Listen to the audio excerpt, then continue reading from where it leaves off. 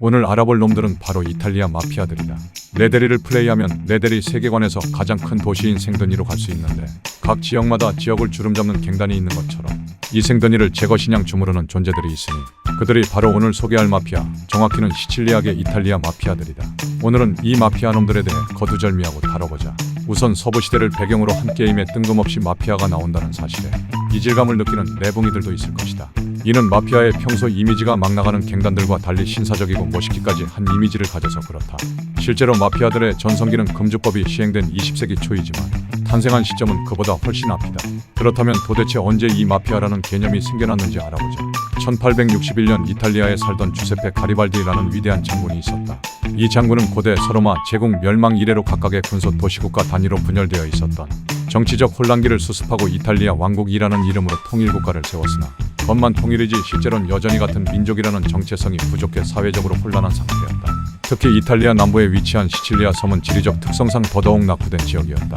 심지어 이 시칠리아 섬은 지중해 정가운데에 위치한 섬이라서 오래전부터 외세의 침략을 겪은 터라 통일 국가가 되었음에도 나 자신을 제외한 그 누구도 함부로 믿지 않는 극단적인 배타성을 지닌 혈족 중심의 공동체 의식이 뇌리에 깊숙이 각인되게 되었다.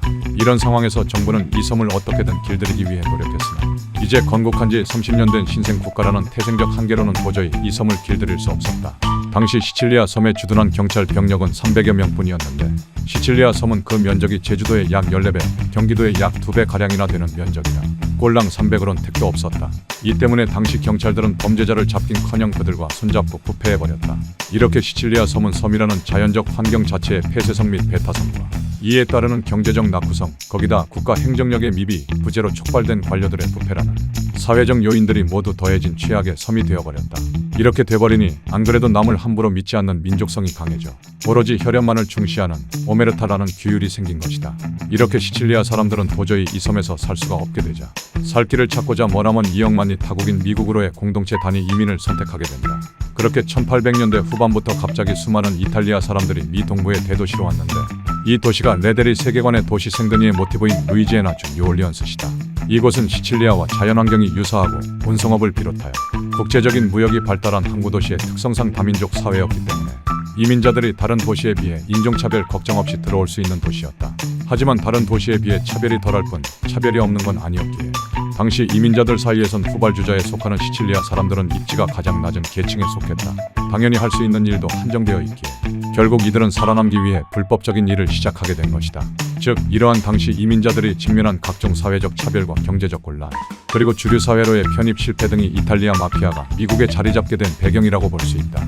이들은 당시 미국의 주류 사회가 제공하지 못한 경제적 기회와 법적 보호를 스스로 만들어내기 위해 점차 조직을 형성하고 대형화되기 시작했고 이 과정 속에서 오메르타와 같은 사회적 규범을 그대로 미국으로 들여오면서 시칠리아식 범죄 조직의 구조가 자연스럽게 미국에서 재현되게 된 것이다.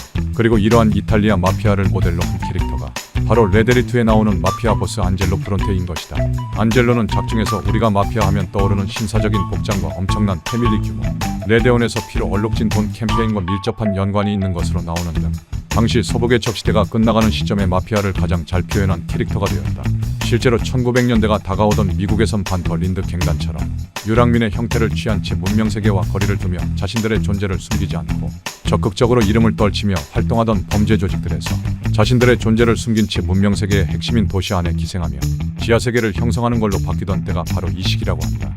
그렇기에 레데리2의 마피아가 나오는 것은 고증 오류가 아닌 철저한 고증을 바탕으로 만들어진 설정이며 곧 이는 게임의 사실감과 몰입감을 더욱 높이는 데 기여한다고 정리할 수 있겠다. 지금까지 이탈리아 마피아에 대해 알아보았다. 더 알고 싶은 내용이 있다면 댓글로 적어주길 바란다. 지금까지 긴 영상 봐주셔서 정말 감사합니다. 다음에 더 재미있는 영상으로 빨리 찾아뵙겠습니다. 구독과 좋아요는 다음 영상 제작에 큰 힘이 됩니다.